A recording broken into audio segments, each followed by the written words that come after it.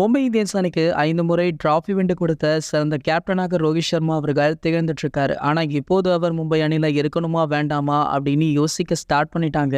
2025ஆம் ஆண்டுக்கான ஐபிஎல் ஏற்பாடுகள் விறுவிறுப்பா போயிட்டு இருக்கு. ஓரிரு மாதங்கள்ல ஐபிஎல் மெகா ஏலமுமே நடைபெற இருக்கு. இந்த ஏலத்துல பாத்தீங்கன்னா ஒவ்வொரு அணியுமே 6 வீரர்களை தக்க வைத்துக் கொள்ளலாம் அப்படின்னு அனுமதியுமே கொடுத்திருக்காங்க. இதற்காக பாத்தீங்கன்னா ஒவ்வொரு அணியுமே யாரை தக்க வைக்கலாம், யாரை விடுவிக்கலாம் அப்படின்னு தீவிர ஆலோசனையிலுமே ஈடுபட்டு இருக்காங்களாம். சோ இந்த நிலையில தான் மும்பை இந்தியன்ஸ் அணியுடைய கேப்டனாக இருந்த ரோஹித் சர்மா அவர்கள் கடந்த 2024ஆம் ஆண்டு ஐபிஎல் தொடருக்கு முன்னாடி கேப்டன் பொறுப்புல இருந்து நீக்கவுமே பட்டிருக்காரு. அவருக்கு பதிலாக ஹர்திக் பாண்டியா கேப்டன் ஆனாரு. ஆனா அவருடைய தலைமையிலான மும்பை அணி விளையாடிய 14 போட்டிகள்ல 10 போட்டிகள் தோல்வியை தழுவிருக்கு. மேலும் மோசமான சாதனைகளையுமே படைச்சிருக்காரு. இந்த ஆண்டு முதல் ஒவ்வொரு அணியுமே 6 வீரர்களை தக்க வைத்துக் கொள்ள அனுமதி கொடுக்கப்பட்டிருக்கு. சோ அப்படி பாத்தீங்கன்னா மும்பை இந்தியன்ஸ் அணியில 6 வீரர்கள் தக்க வைப்பதாக இருந்தால் முதல்ல கேப்டனாக ஹர்திக் பாண்டியாவை தக்க வைக்கும். ஆனால் தற்போது மனைவியை பிறந்து ஹர்திக் பாண்டியா அவர்கள் ஓய்வுல இருந்துட்டு இருக்காரு. இதன் காரணமாக வங்கதேசத்திற்கு எதிரான T20 தொடருக்காக இந்திய அணிக்கு சூரியகுமார் யாதவ் தான் கேப்டனாகவுமே நியமிக்கப்பட்டிருக்காரு. சோ அப்படி இருக்கும் பொழுது மும்பை இந்தியன்ஸ் அணியை